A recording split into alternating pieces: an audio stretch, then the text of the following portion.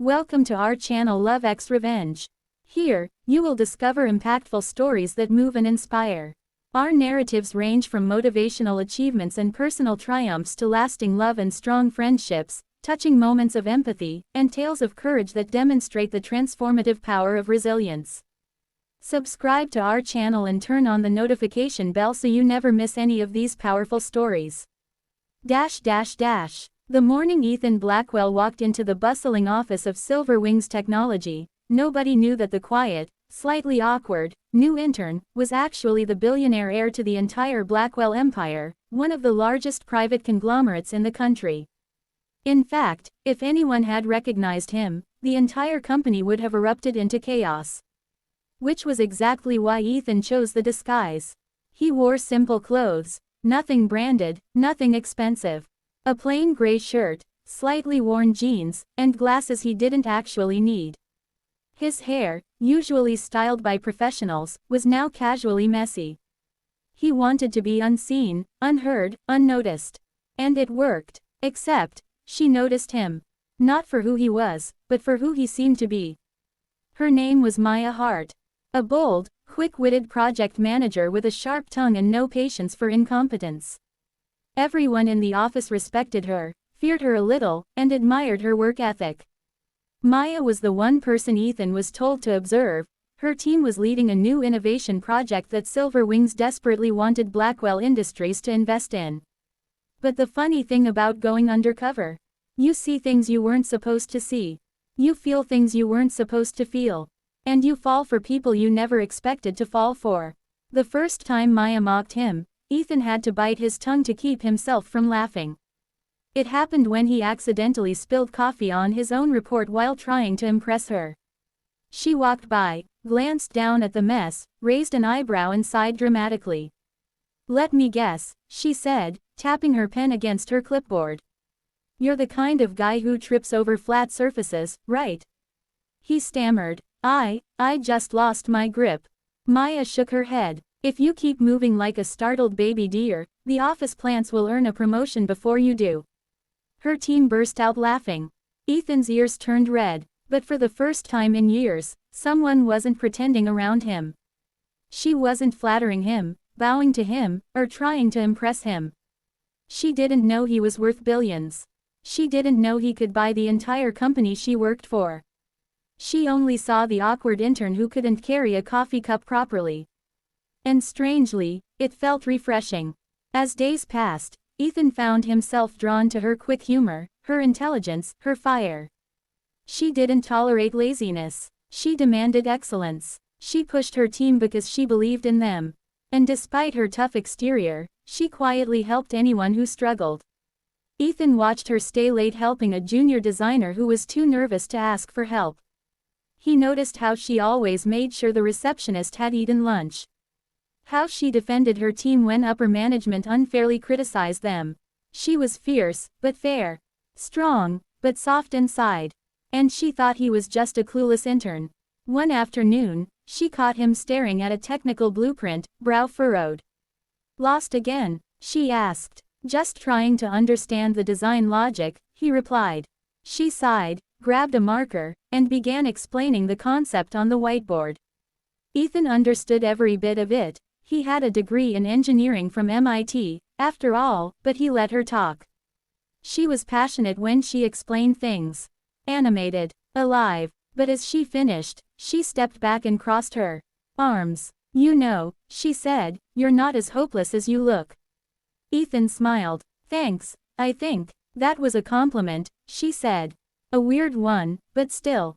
He laughed. She smirked. Something between them clicked, even if she didn't realize it yet.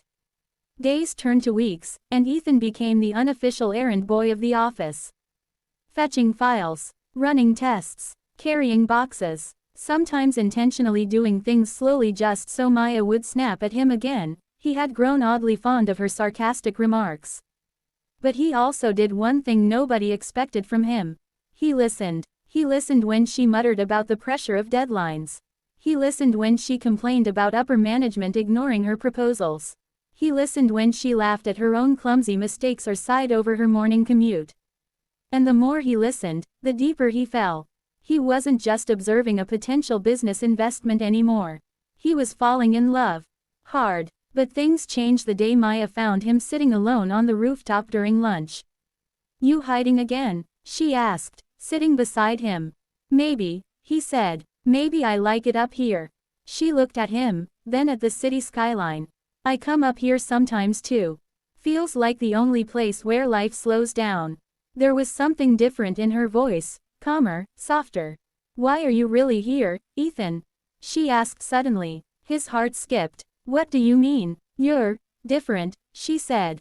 "You're clumsy, yes, but you're observant, smart. You ask the kind of questions only someone with experience would know to ask. And you write reports like someone who's been doing this for years."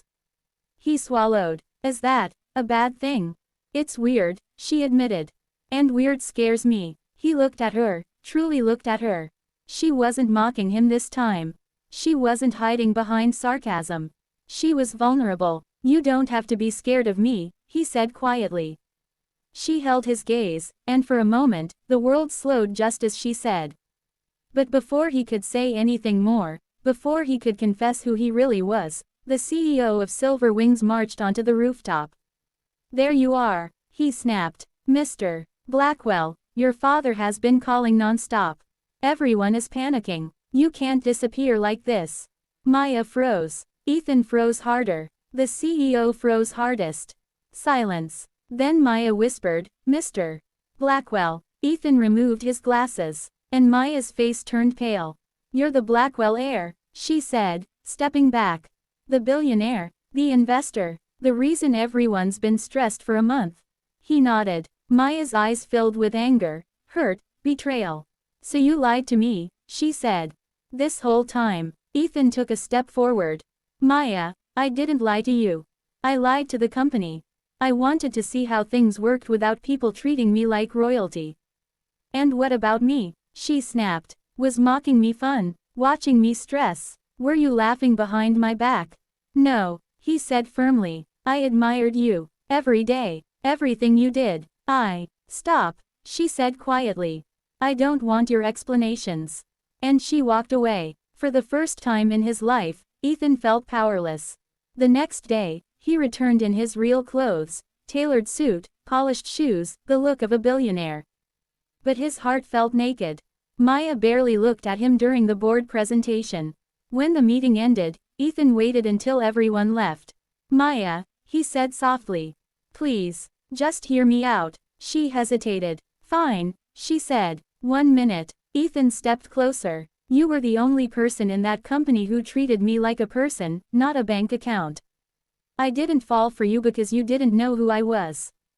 I fell for you because you saw who I am." Maya's expression softened, but only slightly. "You hurt me," she whispered. "I know," he said. "And I'll spend as long as it takes proving I never meant to." Maya exhaled, torn between anger and feelings she didn't want to admit. "You owe me honesty from now on," she said finally. He nodded. "Anything. And coffee," she added. "A lot of coffee. You owe me after ruining my report." A slow smile spread across his face. "And maybe," she continued, her cheeks turning pink, "you owe me dinner too." Ethan's heart soared. "I'll buy you the whole restaurant." Maya rolled her eyes. "Start with the coffee, billionaire." And with that, she finally smiled back at him. A real smile. Warm, forgiving, hopeful. Ethan realized something in that moment. Being a billionaire didn't matter. Being her choice did. And this time, he wasn't going to hide anymore. Not who he was. Not what he felt. Not the love that began the moment she mocked him, and changed him forever.